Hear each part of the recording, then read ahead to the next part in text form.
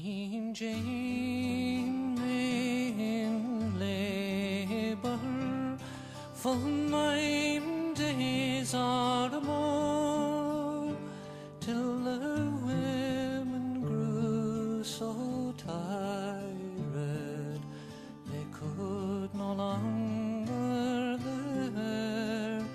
They could no longer bear. Good women, good women, good women as ye be, will you open my right side and find my baby, and find my baby.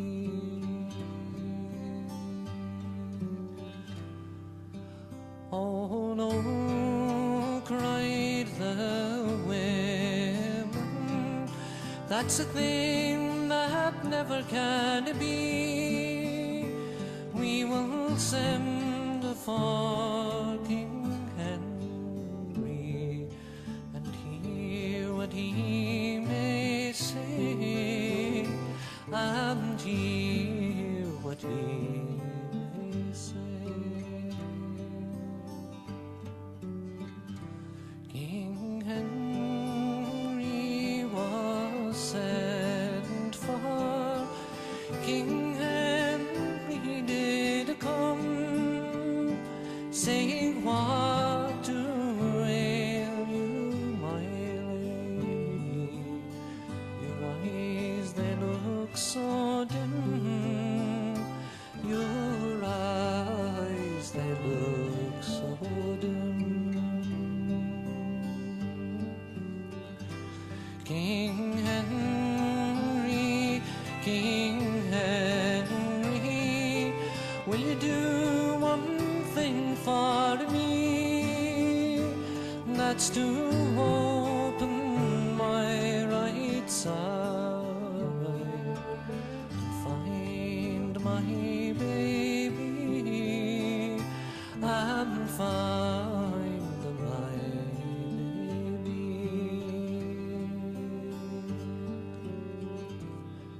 Oh no, cried King Henry, that's a thing I'll never do.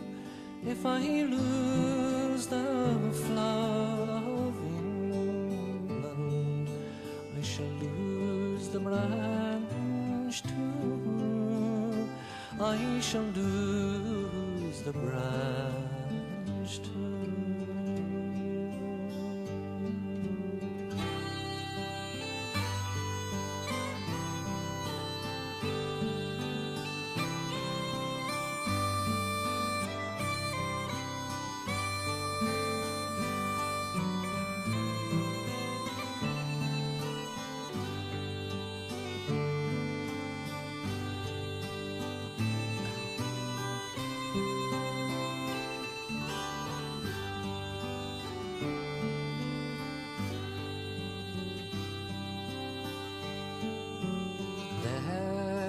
Fiddling I and dancing on the day the babe was born, but poor Queen Jane beloved lay cold as a stone, lay cold as a stone.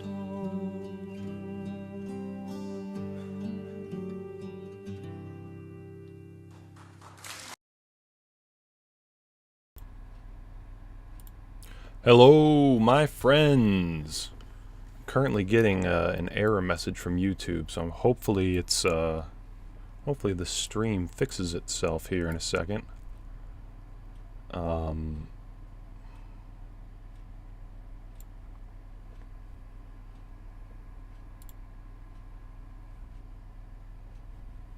Let me know in the chat if you guys can hear me.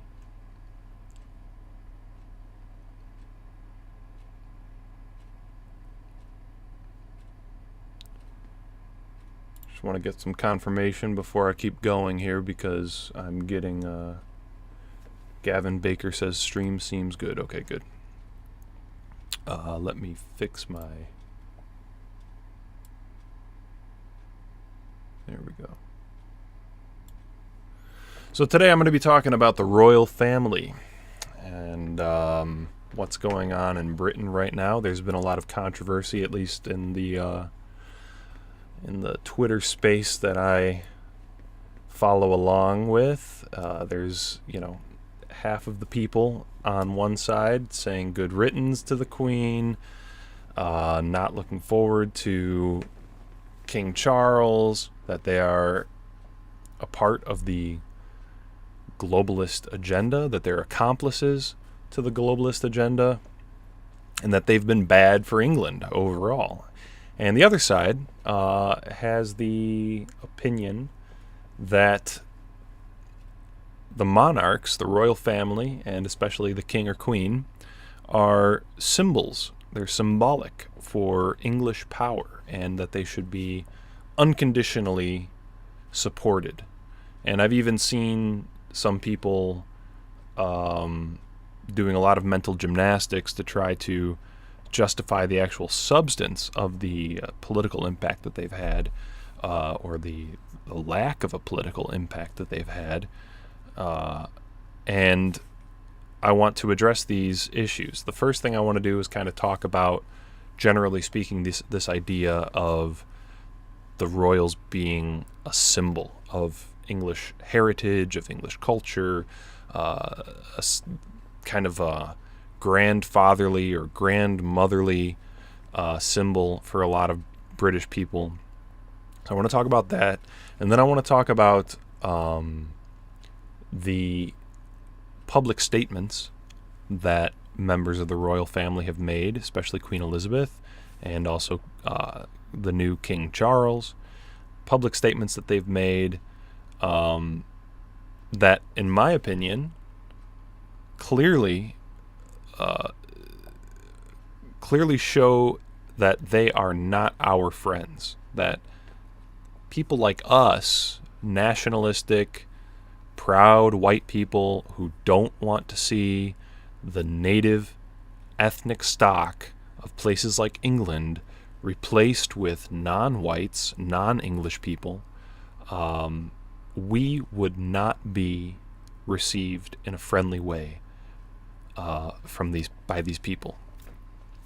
We would be considered extremists by them. We would be considered intolerant bigots by them, and their public statements, I think, clearly indicate this.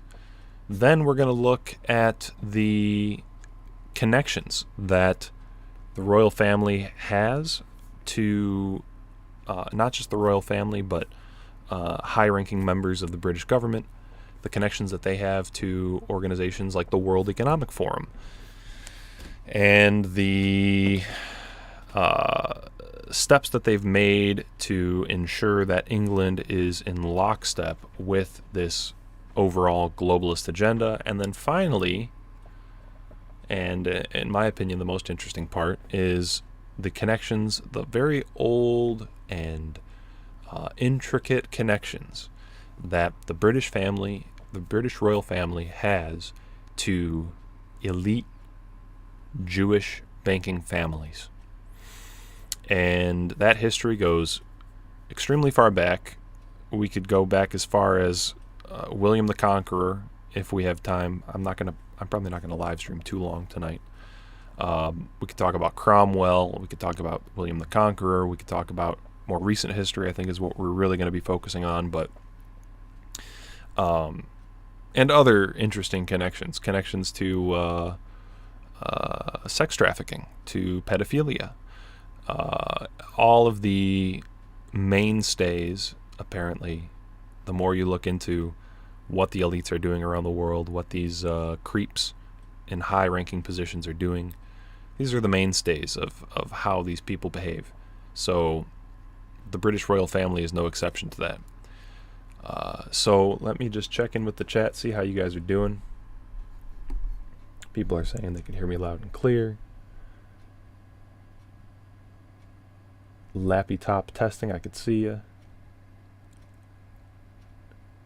Charlie Shoestring says, if you see the Queen as a grandmother figure to yourself, then you need to go visit your actual grandmother. Yes, I agree with that, and it's a good way to segue into my first topic, which is this idea of the royal family being a symbol of England, of English heritage, of their culture, and the power that they project on the world stage. I've argued with these people on Twitter, and it really seems like their entire position boils down to this idea that the royal family makes them feel fuzzy-wuzzy inside, and you cannot argue with their feelings. They have a deep emotional connection.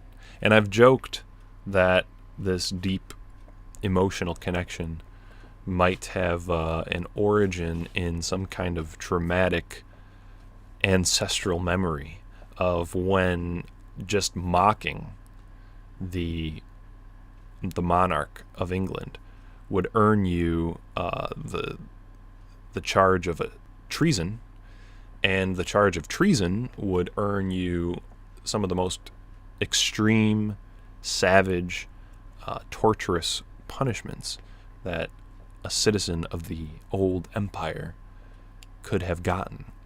And there are many instances of this. If you Google it, there are historical examples of people who have mocked the king, said things like, "Oh, the king is a child. England would be better off if he was never born." And these people were subjected to punishments like being drawn and quartered. And if you don't know what that is, it's when they tie your limbs, I think, and pull your body apart by the limbs. So I've joked that this is some kind of blood memory of them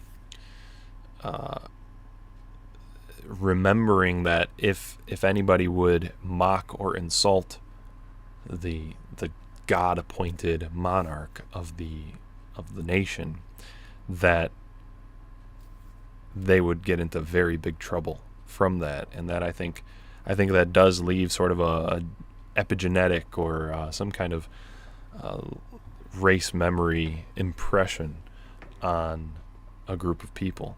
So there's that's an idea.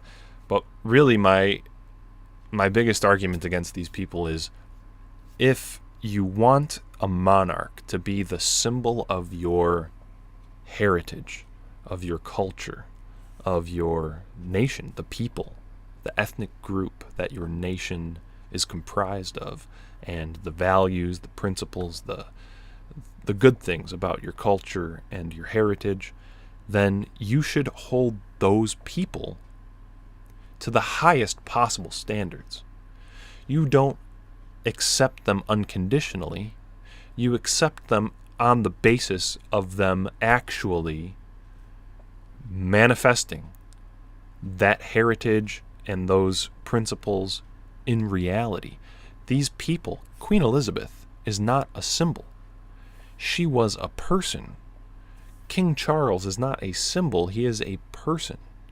And he's only symbolic insofar as he actually represents your culture and your heritage. And that is not what they are doing. Dressing up, parading around in these golden chariots, living in these $100 million country estates, talking very prim and proper, sitting up straight, having a servant move things on a desk for you, as he's been ridiculed for recently. These kinds of things are not manifestations of English heritage. These things are basic, run-of-the-mill, wealthy, privileged people type of things, and they don't represent you. They don't represent your people. Just having this superficial veneer of being proper, of being prim and hoity-toity, that is not a representation of values. That is not a representation of your heritage. Okay? These people, the royal family, should not be supported on this very thin and superficial basis of them being proper and hoity-toity types of people. Okay, we need to be able to actually get into the substance of who they are and evaluate for ourselves whether or not they are actually living up to the symbolic standard, the idealized standard that you want of them. And this is the issue that I have too with people who are defending. Let's see if I could pull up the clip here of Charles having a servant. He brushes, makes a little brushing gesture. Here we go.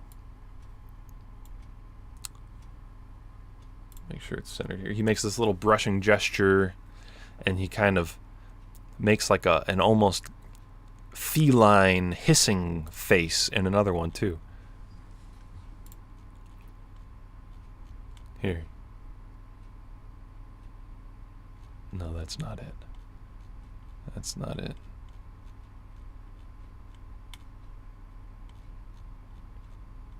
This little feline-esque hissing face that he makes. The people who are defending this and saying, "Oh, well, he's the king. He's the king, so he has people that he pays really well to make sure his desk is set the way that he wants it, and he shouldn't be expected to have to move things on his desk when he's more focused on the fact that his mom just died, and he has to sign these very important documents and all this." Look, if the King of England, if we're going by the idealized conception of him, if he's truly an aristocrat, which from the Greek means aristos, meaning the best, if he's really one of the best people, or the best person that the British nation can produce, and that he is fit to lead and have control over the lives of millions of other people. Maybe this is just my opinion, but I feel like he should lead in a way that inspires people to respect him, to look up to him in sort of a firm but gentle way, in a respectful way, in a way that shows he's capable of doing anything that anyone else is doing. That I kind of compare it to being the owner of a business. If you're the owner of a business, you should be capable of performing any role in that business. You should be capable of doing anything that any of your employees can do, and do it better, and do it in the best way possible. And to lose your patience this quickly with just a little knick-knack in the way of where you're going to be signing a paper, to lose your patience and have this weird sort of inhuman hissing face at the people, and to have this very agitated gesture of "get it out of my way," and not to address the people that you're commanding in a human way, in a respectful way, then how could anyone expect us, normal people, to respect that? I think the only people who would look at this and say, "Well, he's the king, don't question him, he shouldn't be expected to move things on his own," are people who are already in this mode of thinking where they're already emotionally invested into it. They already see him as grandpa or whatever, and they're not going to be convinced by anything I say anyway. So, but anyway, that's I think to be the best person in a nation, to be their aristocrat, you should actually be capable of doing anything that any of your servants does, and you should lead in a way that naturally inspires people to look up to you and think about you as being the best. And this kind of hissy, impatient, disrespectful behavior, like he really seems like the kind of person who would snap to get a servant to come and wipe his ass, get his groom of the stool to come and wipe his ass after his shit. That's how this strikes me. And I'm not coming at this from some kind of anti-British or anti-monarchist bias. I wish that there was a monarch or a king out there of a European nation that I felt was actually a champion of the people, that I felt was actually the best, the greatest person of that nation. I would look up to them. I'm 100% amenable to that kind of a perspective. But this person does not strike me as that. And I just don't see any real argument in favor of that. So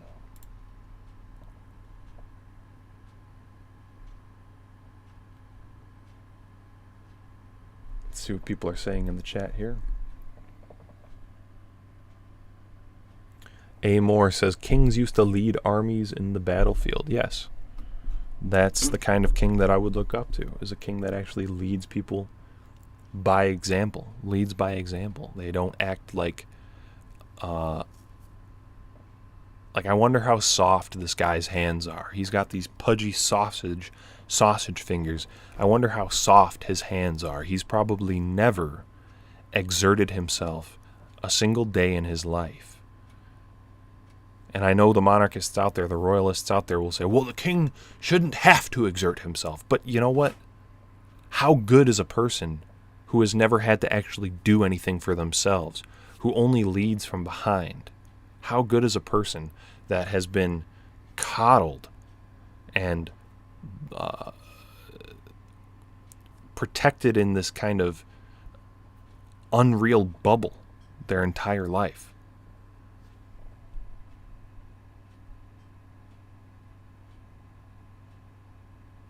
Lappy Top asks, how much power do the royals actually have today, though?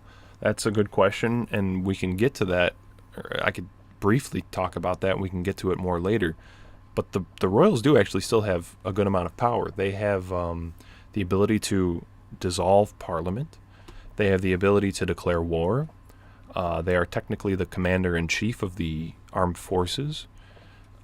They have immense sums of wealth and money and land ownership, and they're reasonably powerful people, and they also just have the public's admiration. They have the public's respect, and they can command a great deal of influence just in terms of intangible.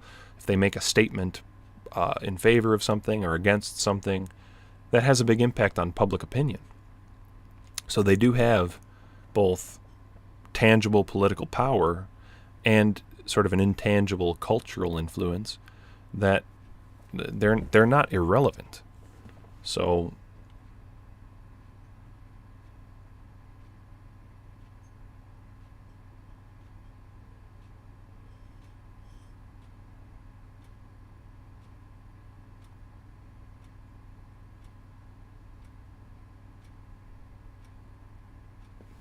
Jay Rake says, I've come to find out King Charles is very well read on the traditionalist schools, such as René Guénon.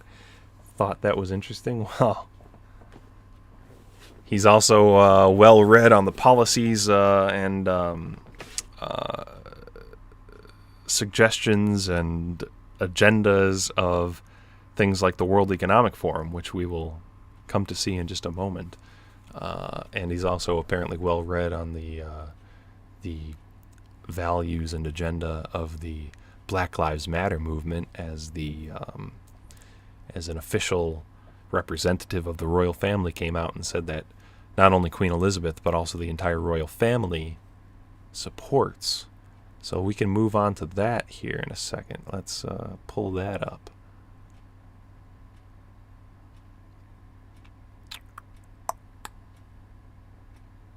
Where is it? Here we go.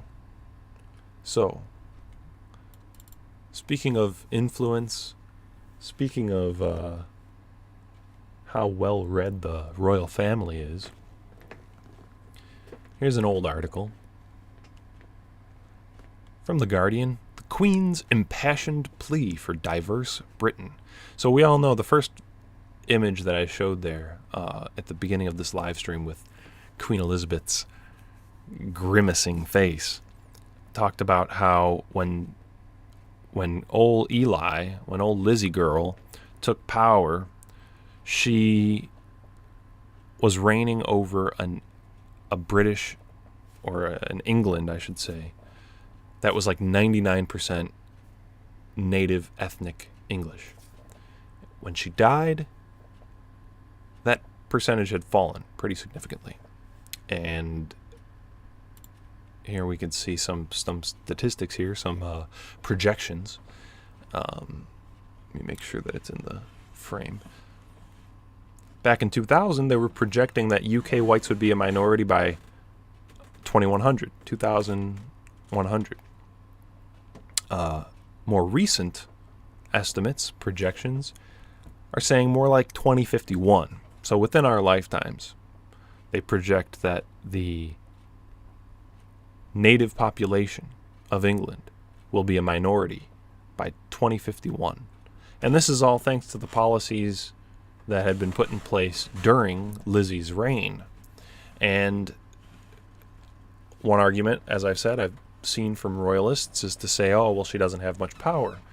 But she had the power to come out and make statements. She had the power to say things that could influence public opinion.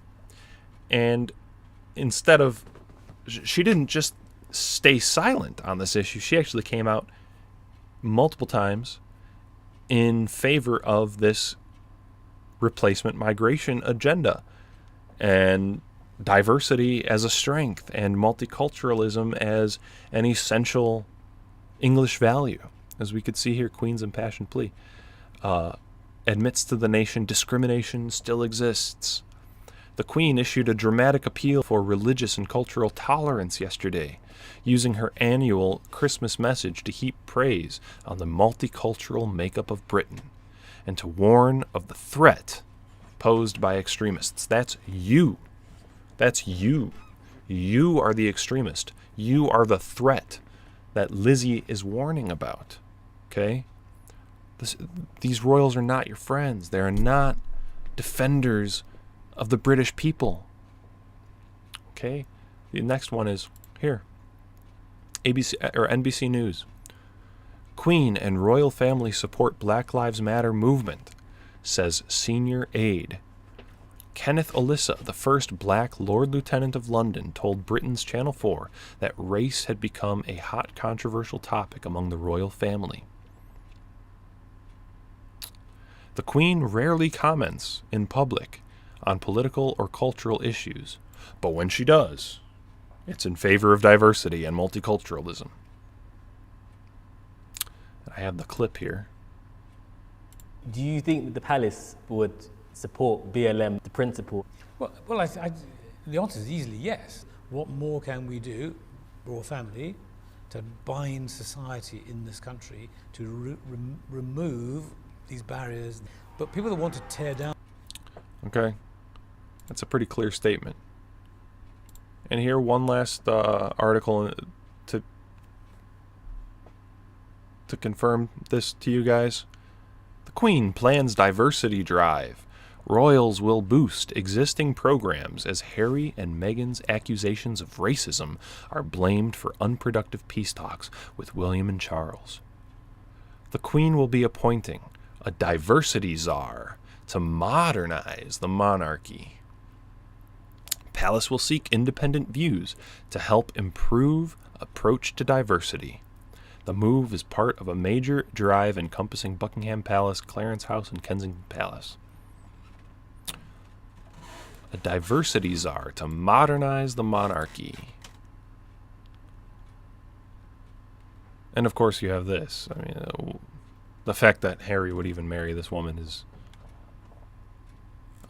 indicative of the absolute state of the royal family. So, if that doesn't confirm to you that these people are on board with the diversity and the ethnic replacement of the native Brits, I don't know what would convince you. The statistics also speak for themselves. Let's move on to their connections with the World Economic Forum. This person tweeted out,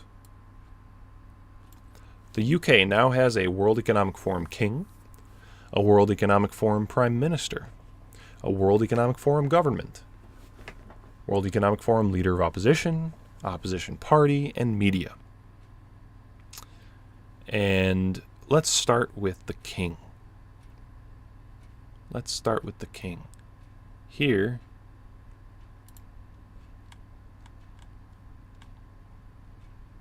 King Charles III appears to signal an end to climate change activism. Wow.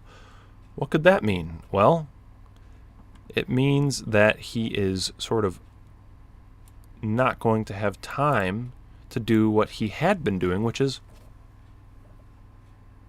acting as an activist for this climate change threat that is meant to unify humanity against the common enemy, which is humanity. And he has a long relationship going on with the World Economic Forum. Here in 2020, Charles addressed the World Economic Forum calling for a shift in our economic model that places nature and the world's transition to net zero, that means net zero carbon emissions, at the heart of how we operate. Here's the clip. We live and do business.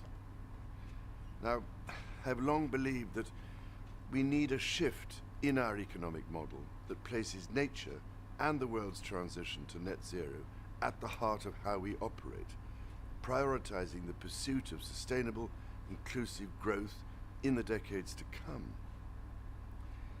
Having been championing climate action now for the last, I suppose 40 years, I can tell you that this isn't a fight for the faint-hearted. However, increasingly we are seeing more and more businesses, investors and consumers prioritizing sustainability and thus creating a much more virtuous circle of supply and demand. By leveraging market forces and the immense resources of the private sector, there is hope that we can transform the situation. But I'm afraid we are literally at the last hour, and there is real urgency for action. We know now what we have to do to rescue the situation, rather than going on talking about it. That was from the World Economic Forum's official YouTube page. And now, I don't know how many people on this channel, watching this channel, are naive enough to not understand what this really means in terms of political action. But in case you're not savvy on what this actually means, on what the whole net zero carbon emissions target really means, and what type of governance, global governance, they are proposing to solve this alleged problem. In case you're not familiar with all that, check out some of Thultide's great articles on this. He talks about this Vision 2050, another alias for the Great Reset, Agenda 21, Agenda 2030, Sustainable Development Goals. Does a great job explaining how this basically translates in layman's terms, in simple, common sense, unequivocal speech, to a totalitarian, communistic governance regime over the entire world. That this is to actually accomplish a net zero for the world in terms of carbon emissions. There needs to be a complete global governance structure that micromanages every aspect of your life. Everything from how much power you're allowed to use on a daily basis, how much gas you're allowed to use driving your car regularly, how your daily behavior, your daily actions are going to be tracked and monitored. Businesses are going to be just beset with all kinds of regulations that will put the final nail in the coffin for small businesses. Even things like what you're going to be able to eat, your diet is going to be regulated through, all this rhetoric about how cows release all this greenhouse gas, and that, we need to start transitioning to meatless diets. Of course, under this model as well, with the whole climate catastrophes that they predict that they're actually like manufacturing themselves, more and more migrants from the third world, of course, are going to be shipped in the name of climate disasters. So this is the kind of thing, it's a totalitarian control grid that they're trying to establish, and climate change is one of the biggest issues that they're using to further this agenda. And as we can see, Charles is right along with this. So check out a couple of these articles by Thultide. He has a very great way of putting together a lot of different information. Highly recommend his articles on this issue. So there we have it. Our King of England is going to be working alongside every other international governance body, and the World Economic Forum in particular, to further this kind of agenda. So then we also have, I had it up somewhere, Liz Truss, the current Prime Minister, but perhaps she's not as important to get into. Just rest assured, the Prime Minister too is going along with this kind of agenda as well. Let's see what people are saying. Someone says, I can't hear. I hope that that's not the case for everyone.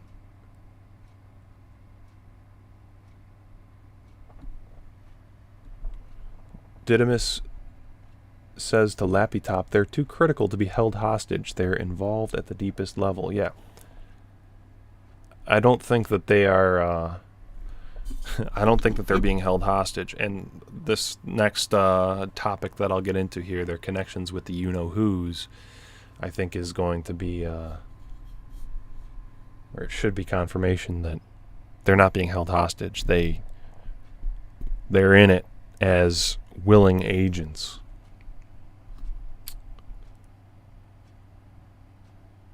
Parabot says, communitarianism is a philosophy that emphasizes the connection between the individual and the community.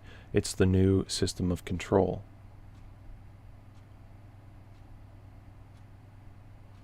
Clint Bailey says, Europeans get minus 400 social credit for the sake of equity. Of course. Get ready for the new social credit system.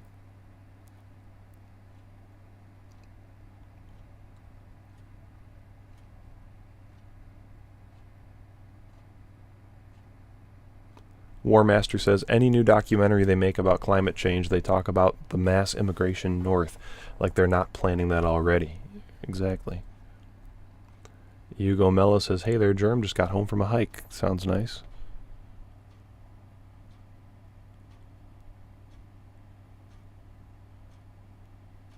Oh, Nick couldn't hear me playing Charles. Huh.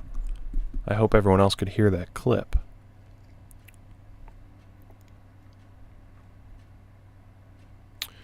Anyway, let's get on to my favorite bit of this topic.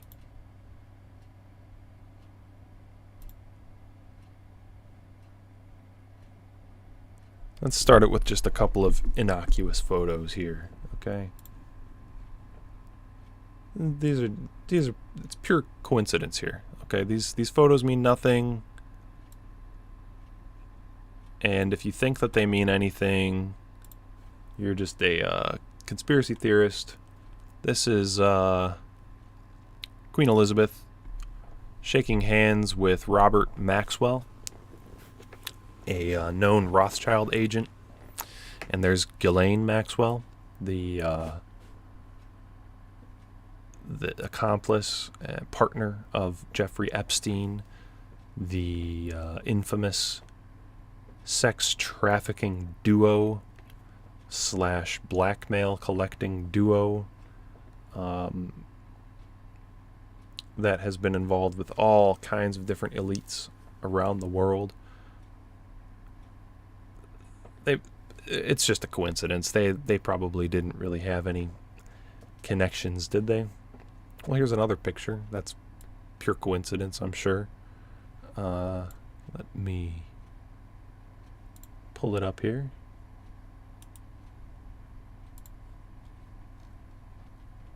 Here's another picture that means nothing. If you think it means anything, you're obviously just a crazy schizoid. This is a Rothschild poking Prince Charles in the chest like he's his bitch. If you can stand there and poke a prince in the chest like he's your bitch, then you might be a Rothschild. Two photos that really don't mean anything, guys. And if you draw any conclusions from these photos, you're just reaching at straws. Or are you? Or are you? Let's take a look here. Here's an article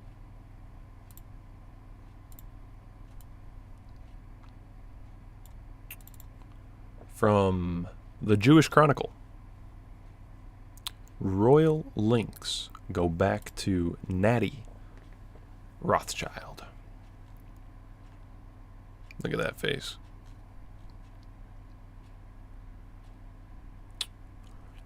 "130 years ago, he made history in the relationship between the royals and Britain's Jews. Later this month, the Prince of Wales will make his first official visit to Israel for Holocaust commemorations." Oh, and before I get into reading more of this, this is another thing that means nothing. It's total coincidence. If you think it means anything, then obviously you're just crazy, you're a schizoid. Here we go. Here's a fellow by the name of Jacob Snowman. Jacob Snowman. In case you didn't know, Jacob Snowman was the Rabbi, the Mahil, who is notable for having circumcised Prince Charles, now King Charles III, in December of 1948, and possibly other members of the British nobility and royal family. Snowman was the son of Abraham Snowman, a picture dealer, and his wife, Rachel. Blah, blah, blah. Married into the prominent Wartsky family of jewelers, became the company chairman.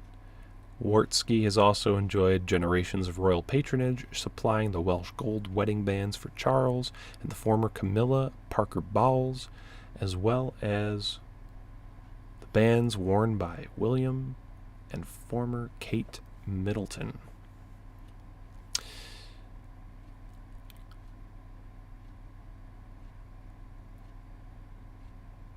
An historian of the British Circumcision movement suggested that the royal family invited Rabbi Snowman to circumcise the infant Prince Charles at Buckingham Palace, most likely because of his extensive experience with circumcision, and perhaps because non-Jewish family physicians were deemed less familiar or adept with the procedure.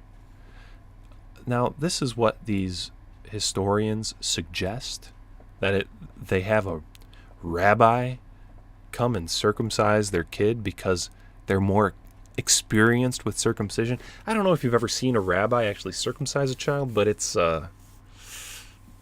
not exactly modern medicine. They like to also do a little suck on the baby's poor little penis after they snip it, and that's to clean it off. It's just to clean it off, guys. Don't think anything more about that. And obviously, it's just because of, that's the peak of modern medicine, to chop off your baby's foreskin and then have an old Jewish guy clean it up with his tongue. But other people have suggested other things, and Rabbi Snowman himself had a theory about why the Brits like to circumcise their babies with a rabbi. And that is reported here. You find it. Reported here in an article on Academia.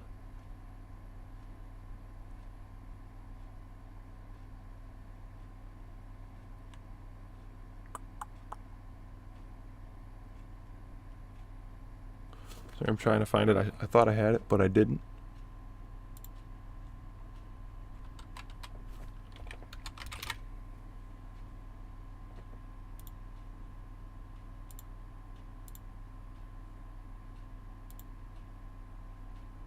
Here we go.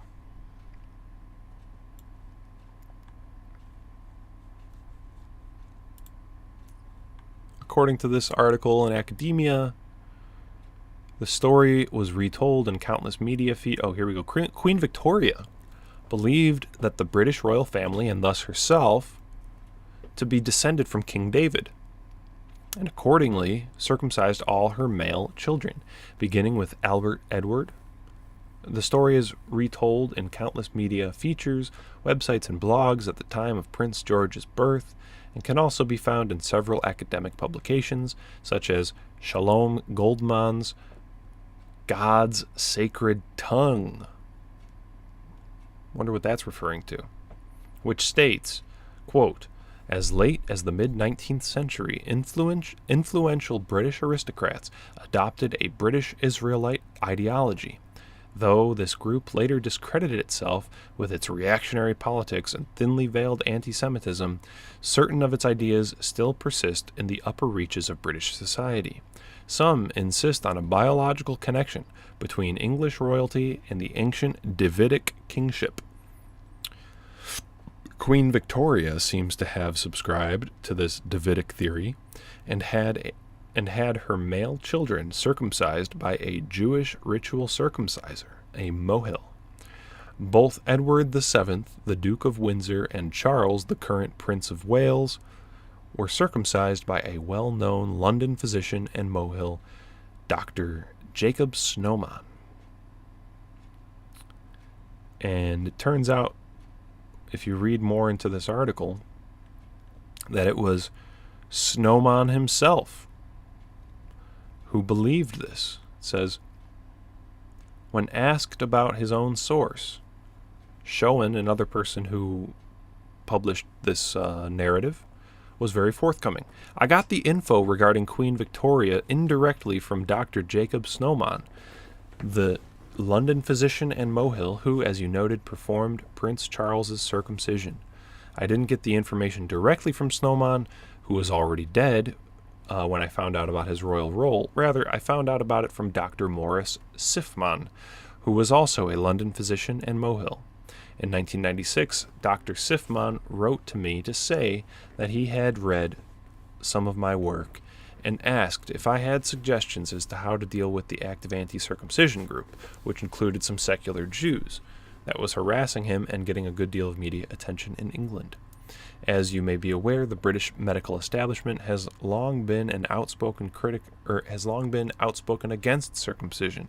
So he couldn't get help from them. Over the next couple of years, I communicated with Sifman and actually met him on a trip with my wife that I took to London. Anyway, so whether it's true or not, this is a sort of insider information we're getting here from the guy who did the snip on the current King of England. He believed that this is where the tradition came from. And I don't think he would just make this up. Okay? It makes a lot more sense that they would actually believe something like this than it does to think that they're going to a rabbi to get a ritual circumcision because that's like the best medical procedure that they could get, or it's just these were the people who were most experienced with it. If you've ever seen how a rabbi actually performs this ritual, it's disgusting, and nobody in their right minds would think that these are the guys to go to if you're going to circumcise your child. You know, if you think about it as a purely medical procedure, these rabbis are the last people you would ever want to go to for it. So, just another point to, just another coincidence, obviously, means nothing. And one more coincidence before I get into more of this article on Natty Rothschild. Here is something published by the Jewish Standard, Times of Israel. Will the future King of England be Jewish? Once again, this is obviously totally discredited. There's no evidence for this. Totally discredited. But this is something that a rabbi, an Orthodox Sephardic rabbi in Israel, actually believes. And once again, I don't think that they make this kind of stuff up. I think they're gloating. They have some form of insider information, and they're spilling the beans on something that they know they don't want the mainstream to actually publish yet. And here it is, sent in by a Sephardic rabbi in Israel. It is interesting to note the following in the family tree of Kate Middleton, wife of Prince William. Kate's mother is Carol Middleton, daughter of Ronald Goldsmith and Dorothy Harrison, both Jews. The parents of Dorothy Harrison are Robert Harrison and Elizabeth Temple, both Jews.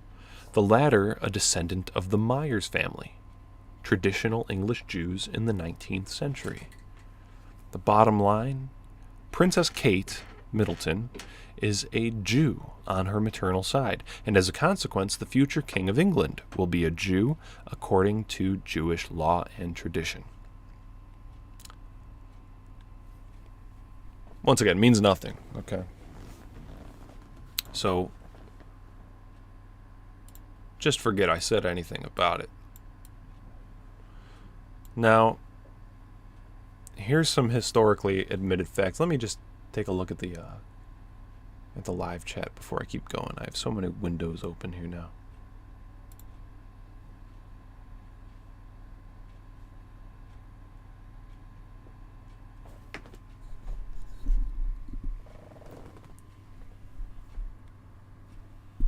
Didymus says he's a Shabbos, so it's the same difference. Yep. And we'll see. Actually, he speaks a fair amount of Hebrew himself. We'll see in a clip coming up.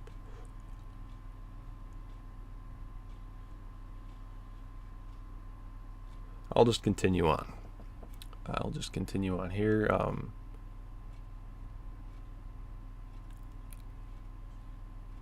Read this article if you want some history on the high-powered, extremely wealthy Jews that have been involved at high levels of British politics for a long time here. Talks about Samuel Morgenthau, who was the first Jew to sit in the House of Lords. But here's the important thing to me here.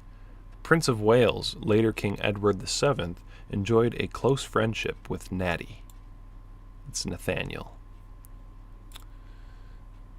The prince apologized to Lord Carrington for overlooking him, because he actually gave an appointment to the Rothschild as Lord Lieutenant over the Duke of Buckingham. So the prince apologized to Lord Carrington for overlooking him, saying, "It would have been strange 10 years ago, but times change. Lord Rothschild is a good fellow and a man of business, and he and his family own half the county." Natty's close relationship with the king developed over several decades. They had met as students when the prince came up to Cambridge in January of 1861. A year later, Edward embarked on a 4-month tour of the Middle East, including the land of Israel. Coincidence? As head of the Rothschild Bank, the prince was reliant on Natty's generosity, such as making available £100 or £100,000, a huge sum in those days, by taking out a mortgage on the Sandringham estate. In 1883, Edward wrote him a gushing letter. "My dear Natty, I cannot find words too extreme in gratitude for your kindness and liberality, which, you may be convinced, will never be forgotten by me." It was no surprise that Natty was invited to join the Privy Council after the king's coronation in 1902. Rothschild was friendly with the other giant figures of his age: Disraeli, Balfour, of the Balfour Declaration, and Asquith, as well as Theodore Herzl, Cecil Rhodes. He benefited from Britain's imperial expansion and also played a role in this, particularly in Egypt and South Africa. His friendship with Rhodes enabled him to invest heavily in the diamond mines of South Africa, particularly De Beers, and to participate fully in the expansion of the deep gold mines in the Rand. So, there's one old example of the Brits being, the royals of Britain being like this, with the wealthy banker Jews. We'll look at the next example. If I could find it. I have so many tabs open.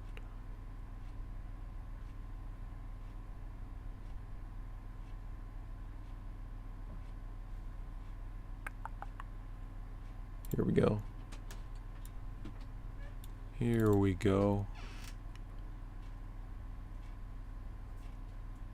Oh, this is just another one talking about the practice of having a mohil, a rabbi, come in and circumcise the royals. They date it back to Queen Victoria, partly out of a prevailing 19th century gush of British Israelism, as well as the widespread belief that circumcision would discourage masturbation. Yeah, right. Here.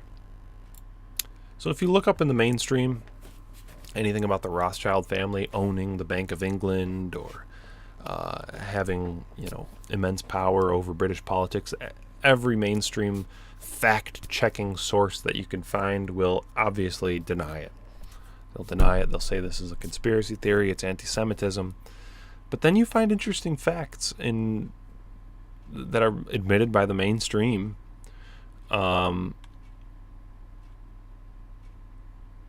Interesting facts like this.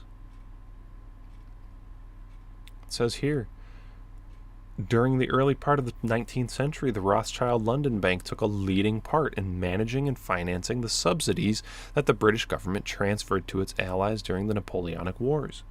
Through the creation of a network of agents, couriers, and shippers, the bank was able to provide funds to the armies of the Duke of Wellington, and therefore funding war. They'll say if you accuse the Rothschilds of profiting off of war, you're an anti-Semite. But then they just admit it. They just say it's uncontroversial fact. In 1818, the Rothschild Bank arranged for a £5 million loan to the Prussian government and the issuing of bonds for government loans.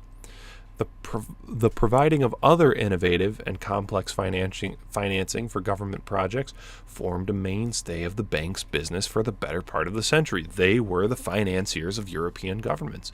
Governments of Europe were in debt big time to the Rothschilds. And here's the most important sentence in the paragraph.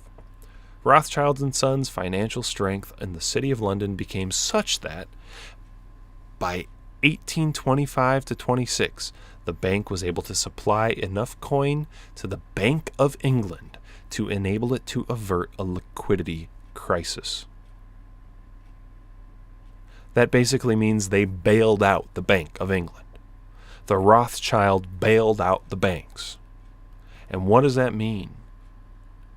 You do the math. I mean, you draw your own conclusions here. But if you're so wealthy that you are able to bail out the Bank of England from a liquidity crisis, how much power does that give you over that bank? Later on, it says here, in 1869, Alfred de Rothschild became a director of the Bank of England, a post that he held for 20 years. Alfred was one of those who represented the British government at the 1892 International Monetary Conference in Brussels. Okay. This type of dynastic power that the Rothschilds secured for themselves over institutions like the very Bank of England and governments of Europe by profiting off of war on both sides of the war, putting governments in debt to this private bank. If you don't think that that gave them immense intergenerational dynastic power over these governments, you're dreaming. You're in La La Land.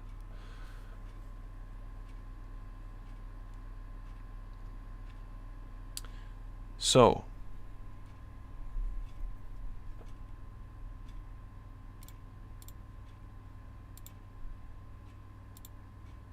let's move on. Here is an interesting next article to look at: the deep historical bond between the royal family and the Jews of Britain. On Holocaust Memorial Day, we look at the story of how Prince Charles's grandmother saved a Jewish family. Here's Prince William at the Western Wall with his little tiny cap on. Very solemn, very deep in prayer, apparently to Yeshua or Yahweh or whatever. And this, if you want to read it yourself, go for it, but it basically just, it gives a number of connections that the royal family has to influential leadership figures in the Jewish community in Britain. Here's a little clip that I'll play for you. Gentlemen, as we gather to commemorate the life of Rabbi Lord Sachs, I just wanted to add my own personal tribute. His sudden and unexpected death is an irreplaceable loss to the Jewish community, to this nation, and to the world, but most of all to his family, to whom he was utterly devoted. Our thoughts and prayers are with them at this saddest of times. Through his writings, sermons, and broadcasts, Rabbi Sachs touched the lives of countless people with his unfailing wisdom, with his profound sanity, and with a moral conviction, which, in a confused and confusing world, was all too rare. He and I were exact contemporaries, born in the year of the foundation of the State of Israel, and over many years I had come to value his counsel immensely. He was a trusted guide, an inspired teacher, and a true and steadfast friend. I shall miss him more than words can say. With his incomparable store of learning and with his innate sense of the power of the story, he defined the moral challenges and the choices our society faces. speaking with conviction across the boundaries of the sacred and the secular, across the generations, and across all barriers of culture and religion. He taught us how to listen to others and how to learn from them without compromising the convictions of either party. He taught us to value participation in the common life of the nation. And through it all, he taught us the need to respect the integrity and harmony of God's creation.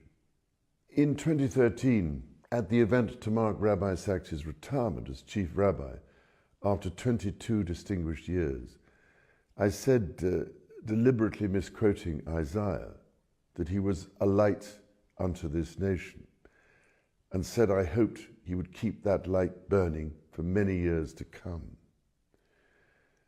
That was only 7 years ago, but in the years that he was given to us, how brightly that light burned, how many lives were brightened, how many dark places were illuminated. He was truly, Ola Goyim, a light unto the nations. Ola In Goyim. contemplating this tragic and devastating loss, all we can do is to have faith in the divine providence in which Rabbi Sachs himself placed his trust. As the psalmist says, our times are in his hands. Though Rabbi Sachs' time with us seemed all too short, his 72 years left the world transformed by his presence. In his sermons, his broadcasts, and his books, he spoke with urgency, rich with learning, rooted in humility, charged with passion. His was unmistakably a voice. That's enough of that shit. I think you guys get the picture. He thinks that the rabbi was a light unto the goyim. He uses all kinds of Kabbalistic imagery there. Refers to you fellas watching this as goyim. Admits that this rabbi was a intimate guide and advisor to him. So what more is there to say? Well, there's a lot more to say, but on that particular issue, that's about all you need, really. So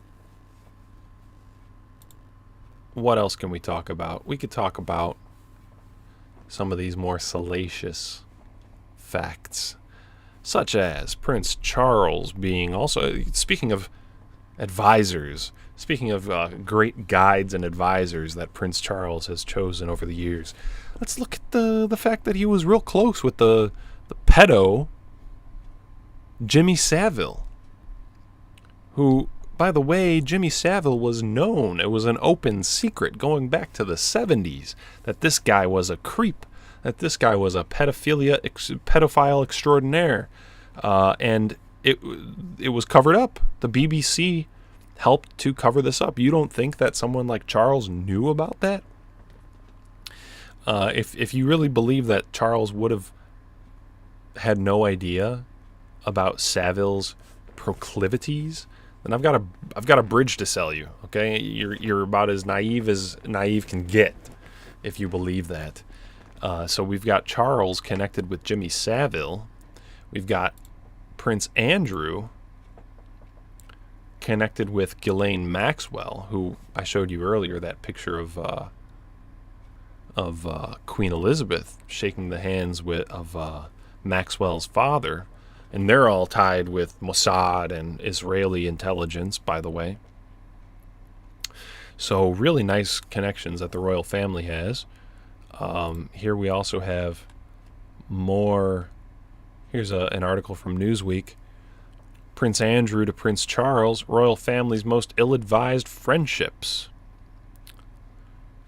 Charles was also close with the pedophile bishop of the Church of England, Peter Ball. It says even after the clergyman was given a police caution in 1992 following abuse accusations, Charles offered his support to him.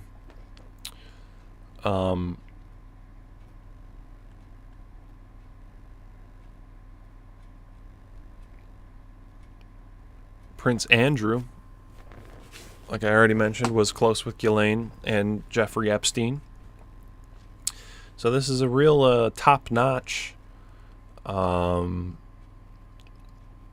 symbol of British heritage, huh? This family. Real upstanding, virtuous, aristocratic symbol of British heritage and culture here. You gotta be kidding me. So, there are a lot more accusations that you can get into if you're really willing to dive deep into the well of conspiracy theorizing. Things like Catherine, Prince of Wales, as we saw from the Rabbi earlier. I think I clicked out of that page, but the Sephardic Rabbi said that Kate Middleton is Jewish, and therefore her 2 children are Jewish. And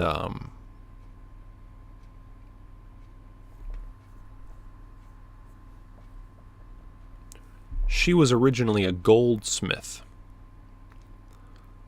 Her mom, Carol Goldsmith, was also quite wealthy, from a very wealthy family. And they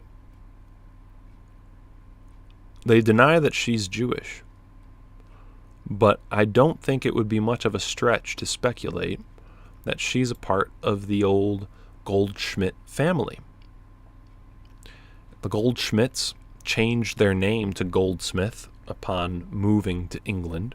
The English branch of the family changed their names to Goldsmith. And they were successful bankers from Frankfurt am Main. Just so happens to be the same place that the Rothschilds came from. They were, once, as it says on Wikipedia, interwoven particularly with the Rothschild family. So if we know the Rothschilds have long connections with the royals of England, and we see a goldsmith marrying into the royal family, I think it would be harder to believe that she wasn't from this family than it would be to think, oh, she just coincidentally has the Goldsmith name, but is not connected to them somehow. So there's that. Okay. There are also some claims that Diana, Princess Diana, was Jewish. You could find these kinds of claims all over sort of conspiracy-oriented websites. Title of this one is Britain's Khazar Royal Family. And David Icke has written on this kind of issue. I'll leave that up to you to investigate further. I don't think that it's not even necessary to get into these kinds of more, I should say, less verifiable claims that often come from insiders that make anonymous comments, or butlers that come out and say certain things, or friends that come out and make statements, and people who write books about these topics. So this is like plausibly denied by the mainstream, but still interesting to get into nonetheless. And as I said, not necessary to establish how interconnected they are to these international elites, to the Jewish elites, and certainly not necessary to establish that they have been accomplices to the globalist program, as we've already talked about. So now the final little topic that I will bring up is the long history that the English royals have had with the you-know-whos. This goes back, like I said, at the very beginning of the live stream to William the Conqueror, The first Jewish settlement in England was brought by William the Conqueror after 1066 from Normandy. Those in the settlement had a special status as property of the king, which put them outside the feudal system and left them under his complete power. In exchange, he gave them protection, despite not issuing a legal charter promising this protection. Because they were not allowed to own land, the Jews were often forced, oy vey, they were forced into doing jobs that were prohibited for Christians, such as being moneylenders and bankers. Oh no, chain me to the wall, you're forcing me to be a banker. Oh no. I love that. That's the funniest narrative that comes out of the mainstream, is that, oh, these poor Jews, they were forced to become ultra-wealthy bankers and moneylenders for the king. Oh, no. By the reign of Henry II in 1154 to 1189, the Jewish community was well established financially and politically into English society and was a regular source of royal revenue. And as we saw in the article about the antique connections, where was it?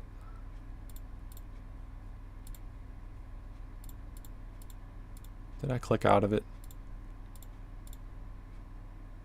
The antique connections to the Rothschilds, and how the Rothschilds in the 1800s were also loaning money to British royals.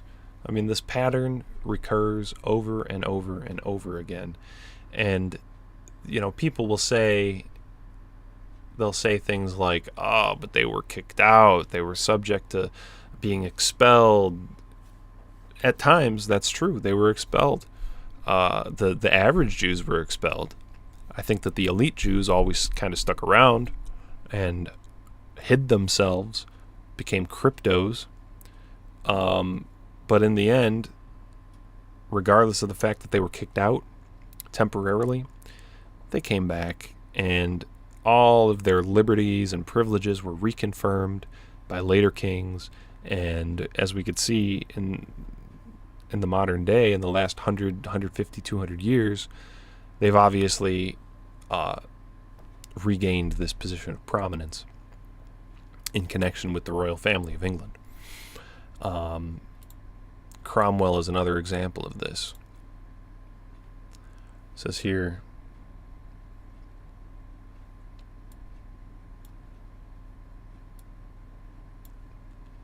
Cromwell was largely responsible for the readmission of Jews to England.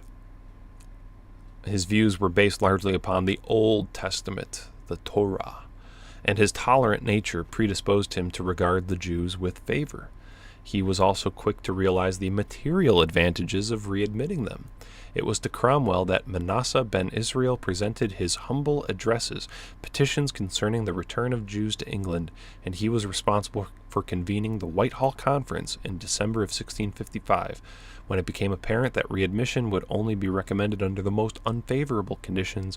Cromwell dissolved the conference after its fourth meeting. It was expected that he would issue a favorable reply to Manasseh ben Israel on his own authority.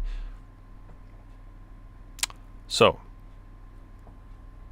and I would recommend reading this article by Miles Mathis on the English Revolution,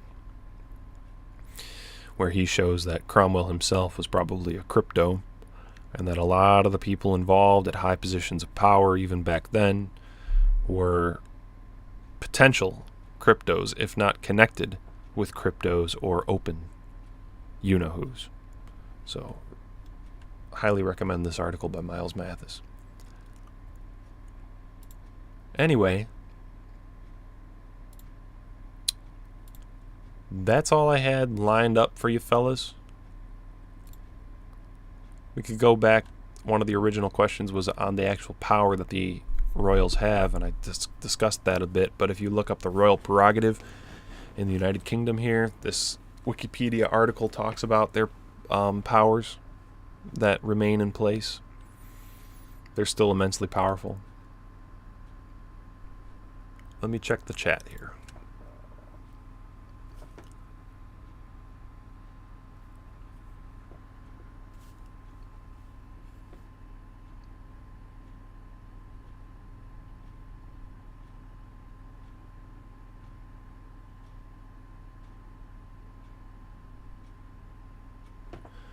Witchfinder Nielsen says, Perfidious Albion. That reminds me of something I came across the other day of Tsar Nicholas, the last Tsar before the Russian Revolution.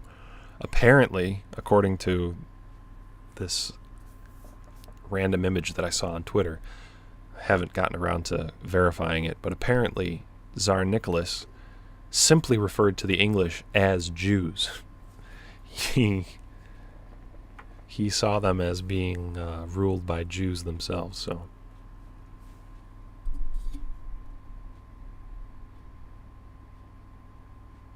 Bradford's Last Logger says, doesn't it just get depressing and redundant to do deep dives into this sort of thing? Maybe I'm just a midwit. Well, I find it fascinating, and you know what? I want to know what happened. I have sort of a drive for truth, in a sense. I just want to know what really happened and how it happened, and I don't want to just take things for granted. I've always loved history, and that's just the way I am. I want to know if there was a genie that could grant me any wish. One of the wishes that I would definitely wish for would be to be able to know all of history as it really happened, to be a fly on the wall wherever I wanted in any period of time in history. That would be a wonderful thing to me. The Hermit says, Frankfurt am Main. The Main is pronounced mine. Yeah, I guess. I took 4 semesters of German in college, and I still can't pronounce certain German things correctly, I guess.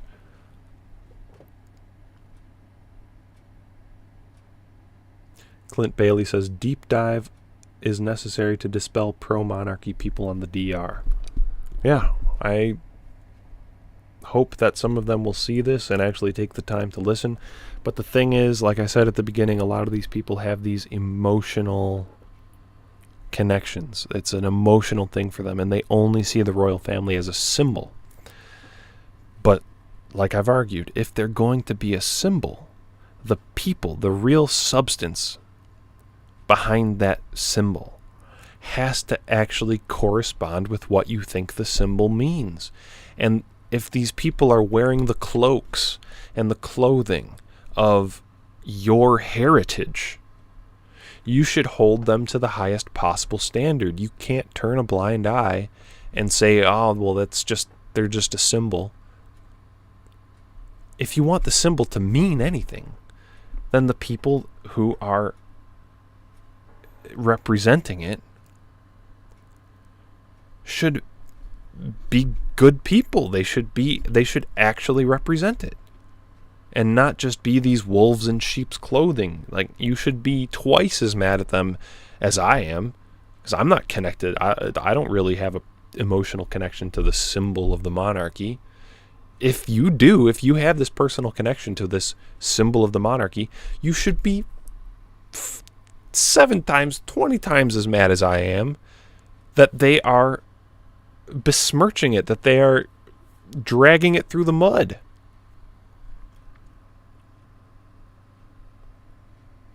Alexander says, is it Germ that moderates the chat? I don't think anyone moderates this chat. I'm sorry.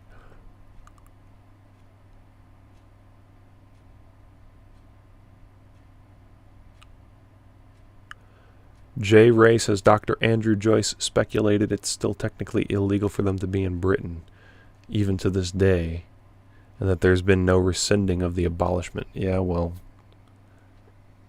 I think it's still technically illegal to mock the king and queen, but they're just not enforcing those kinds of laws today. It doesn't matter.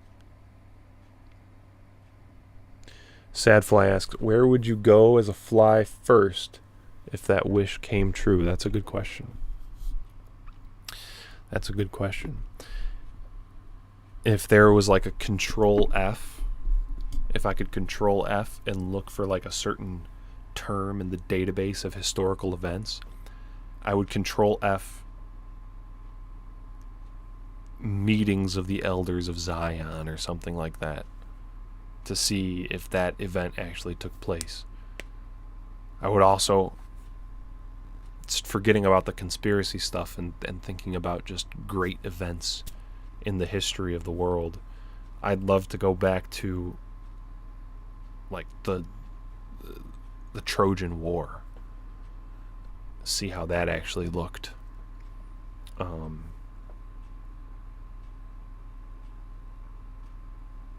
I'd love to go back to the Battle of the Teutoburg Forest. I'd love to go back to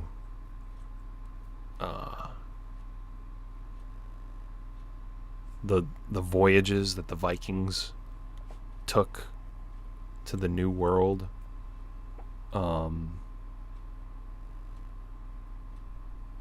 There's a lot of different things that I'd like to see. I'd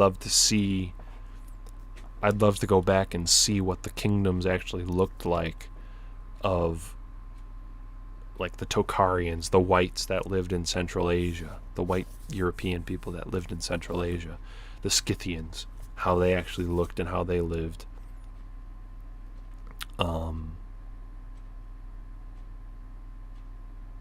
Those kinds of things I would love to actually see. I'd love to see also how like the pyramids were built, what ancient Egypt looked like at the height of its power. There's so many things that I would love to actually like see with my own eyes, that not just to speculate or look at evidence, but to really be there and see what the people looked like, what the average day looked like for them, what these temples and stuff looked like when they were in use. Whoa says, the thing about the Elders of Zion is, even if it's fabricated, it is still real because it corresponds perfectly to their actual historical strategy. Yeah, that's exactly what Henry Ford said. There are other documents like that too, where whether or not it's authentic in a general sense doesn't really matter, because it's true in the fact that it describes what's happening and predicts what would come to pass so perfectly.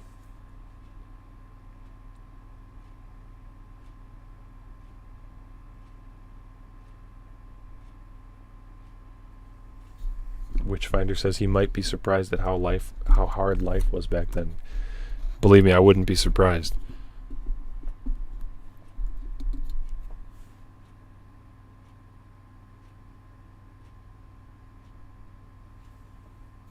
Superfluidity says, just tuned in, so you may have covered this. Is it possible that Elizabeth could be relatively virtuous even though her family members are/were messed up? No. No. She promoted Black Lives Matter. She promoted diversity. Talked about how harmful extremism against diversity and multiculturalism is. You would be the extremist. You would be the person that is holding back progress. Diversity, Black Lives Matter, multiculturalism, this is progress that they have explicitly endorsed. Clint Bailey says the creature from Jekyll Island would be a good place to be a fly on the wall. Yep, that's another spot. The founding of the Federal Reserve. Anyway, I didn't realize how long I had been going, my guys. Thank you all for coming. It's already 11:30, and I always end these live streams hungry. Talking to you guys works up an appetite for me, so I'm gonna go and get some food, see if my wife is still awake, and thank you all for coming. Thank you for listening to me rant about the royal family. I'll say one last thing, you English royalists and monarchists. One of you guys called me a cunt for talking shit about Elizabeth, and look, I understand where you guys are coming from. You guys look to these people like they're your grandpa, your grandma. You look to them like they're symbols of England. But get real, seriously. I say that with compassion. These people are, if you really want a symbol of England, you have to hold them to that standard. And they have used that emotional cloak, that emotional force field to manipulate you guys. And you should be holding them to the standard of actually representing your values, actually representing England's heritage. And they haven't been. They've been doing the opposite. They've been rolling your heritage in the mud. And I hate to see it. I made a video in the past that was like a tribute to old England. I love England. I love the geography of it, the natural beauty. I love the heritage. I love your folk music. I love your architecture, the way that your small towns look. I love your history. It's so interesting. I speak English, so I obviously have a special connection with your culture. And I hate to see what's happened to it, you know. I hate to see what's happened to France. I hate to see what's happened to Germany, what's happening in England, what's happening in Norway and Sweden. But of all the countries of Europe, pretty much the three that if I could live anywhere, it would be either Norway, England, or Ireland. And those are coincidentally the three ethnicities that on my DNA report I'm the most of. I'm like a third Scandinavian, a third Irish/British island. So I'm not saying this out of some kind of like bitter hatred of the English or anything like that. I'm saying this because it's a damn shame to see what's happening in your country, and it's a damn shame to see people who claim to be nationalists defending these wolves in sheep's clothing who have been accomplices to the destruction of your once great nation. So that's about all I have to say for tonight. Thank you all for coming. Talk to you again soon.